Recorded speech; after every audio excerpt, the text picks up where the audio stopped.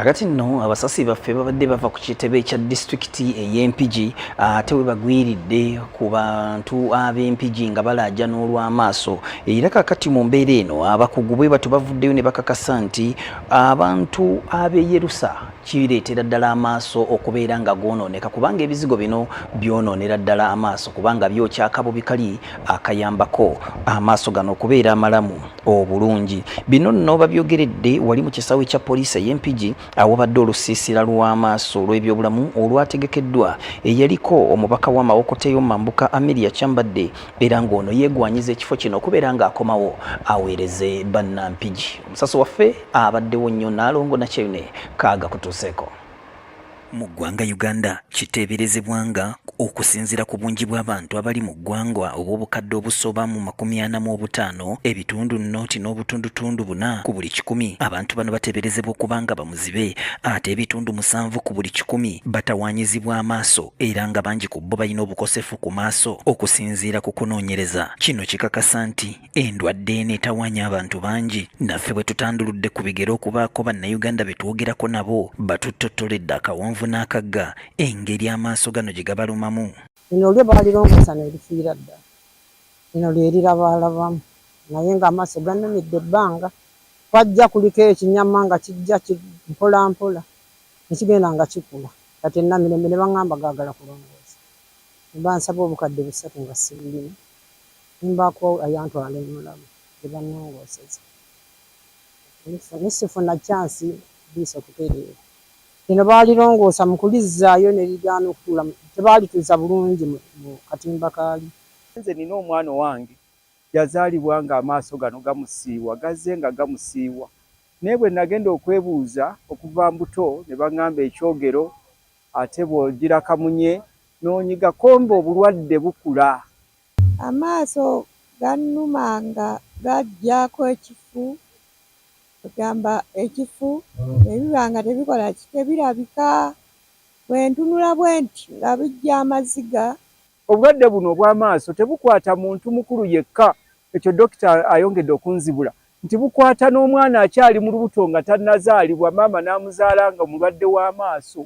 Kale bwe tutabwanguyira kigenda kuvaamu obuzibu. Bano bwe batyo balambuludde biki bye basuubira ebiviirako endwadde y'amaaso.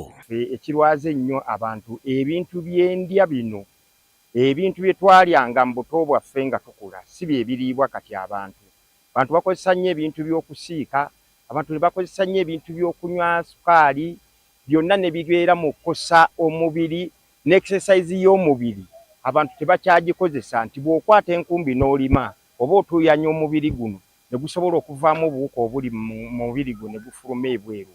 Bano bwe batyo bakubiriza bannaabwe okwongera okwekebeza ng'amaaso entakera ng'ekizimba tekinnasamba ddagala. Kye tusaba abantu mujjumbire okulya obulungi n'okukebera amaaso gammwe n'okufuna ebifo byonna ebifu ebijja ku maaso bijja lwakulya na by'okozesa mu mubiri gwo bye bireeta obunafu n'okulwala amaaso n'okulabika nti amaaso tegalaba bulungi. Wano omukugu w'amaaso omusawo Pierre Noah akinogaanyizza nti okukozesa ebizigo ebyerusa mwana wattu kyattabbu nnyo eri amaaso. Bleaching oyo olaba Katonda yateekako ekintu mu nsusu zaffe zitangira n'amaanyi g'omusana okutwokya. Ekyo kirungo kirina mu maaso bakiyita pigment. Eyo pigment gy'olaba mu mubiri gwo n'olaba nga nzirugavu o dark pigment. So ebizigo ebyo byokya omubiri ne byokya ne pigment eri mu maaso amaanyi g'omusana ne gwokya eriiso direct. So ng'omukugu awadde amagezi ku ngeri bannayuganda gye basobola okwetangiramu okulwala amaaso. Basaba nnyo ng'abasawo ayagala okweyerusa okukola nsobi eyo n'oweeyerusa ekirungo Katonda kye yakusaamu ojja kukigyamu oyo ky'omubiri gwo olaba bafuna n'obuzibu okutambula mu kasana kabaka bookya olususu. Always advise people if you have done your checkup and we find you have cataract, if it is not yet ready for excision, I mean the surgical procedure to remove it, we advise the patient to always wear a cap or dark shades to reduce the amount of light that is entering the eye from the sun. Endwadde eno etanudde yaliko minisita w'ebyobusuubuzi era yaliko omubaka w'amawokota ey'omumambuka Amelia Kyambadde era nga ayagala kudda mu kifo kino n'ateekateeka olusiisira lw'ebyobulamu era ng'essira balisimbye ku maaso.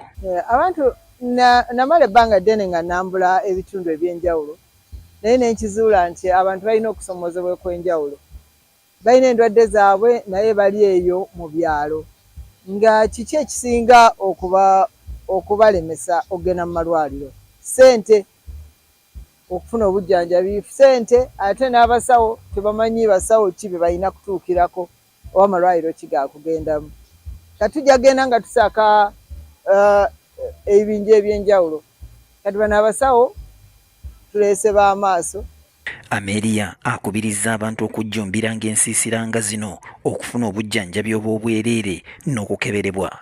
Muzijjumbire kubanga akati ng'ekyokulabirako wano bamala okukebera amaaso bw'obanga oyagala kulongoosebwa balina gye bakugamba gy'ogenda okulongoosera ate bakulongooseza bwereere. Kitegeeza ki?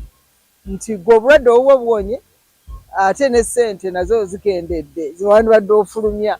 Endwadde y'amaaso ng'onoogitangira goberera amateeka n'ebiragiro by'abasawo oleme okuwoza nti olwatta omwami nalumanya anti bakubuuza lwaki tewayogera. Naalongo Nakyeyune Rosie, Promise TV, alipoota leero. Weewaawo kaakati nno nga bwe kiri nti ow'entanda entono yasooka okusumula bw'atyo oluvannyuma lwa Amelia Kyambadde okubeera ng'ateekateeka olusiisira olw'eyo. Ssaabasajja Kabaka yasiimye ate okujjanjaba ab'essaza lye ery'Ekyaggwe kuva mu disitulikiti ez'enjawulo. Kaakati nneeno olunaku olw'eggulo Ssaabasajja Kabaka olusiisira lwe olw'ebyobulamu lwagguddwawo era nga lwayindidde ku ssaza ery'Ekyaggwe ku mbuga